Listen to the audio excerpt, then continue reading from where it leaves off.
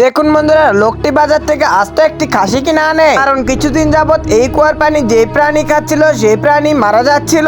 সেই জন্য লোকটি এই কুয়াটির ভেতরে আস্ত একটি খাসি দিয়ে দেখতে চাইতেছিল যে এই কুয়াটির খাসিটি ঠিক থাকে নাকি। যদি ঠিক থাকে তাহলে এই কুয়াটির ভেতরে কিছুই নেই, কিন্তু এই খাসিটি ছিল না শিকলটির সাথে। এই জন্য লোকটি বাড়ি থেকে একটি পাম্প মেশিন আনার পরে সেই পাম্প মেশিন দিয়ে তো এই কুয়াটি সেরতে থাকে। তারপরে বন্ধুরা, এই কুয়াটির ভেতর থেকে এমন কিছু বের হলো যেটি দেখলে আপনারা অবাক হয়ে যাবেন, কিন্তু সেটি দেখার আগে যদি বন্ধুরা এই ছোট্ট বাবুটিকে কিউট মনে হয়ে থাকে তাহলে এই ছোট্ট বাবুটির জন্য একটু লাইক এবং একটু সাবস্ক্রাইব করে দেবেন। আর ছবিতে থাকা বইটির নাম কি সেটা জানলে কমেন্ট বক্সে বলে যাবেন। যাই হোক বন্ধুরা, এখন গুয়াহাটির ভেতরে অনেক বড় বড় কচ্ছপ ছিল, আবার অনেক বড় বড় মাগুর মাছ ছিল। এই জন্যই মূলত এই গুয়াহাটির পানি অনেক ময়লা হয়ে গিয়েছিল। এই জন্য যেই পানি খাচ্ছিল সেই প্রাণীটি এই কুয়ার পানি খেয়ে মারা যাচ্ছিল। পরে এই লোকটি তো এই কুয়ার ভিতরে নেমে বিশাল বড় বড় কচ্ছপ গুলো তুলতে থাকে। বিশাল বড় বড় কচ্ছপ গুলো তোলার পরে এই কুয়াটি পরিষ্কার করে দেয় আর পানিগুলো পরিষ্কার হয়ে যায়। এই জন্য প্রাণীগুলো বেঁচে যায়।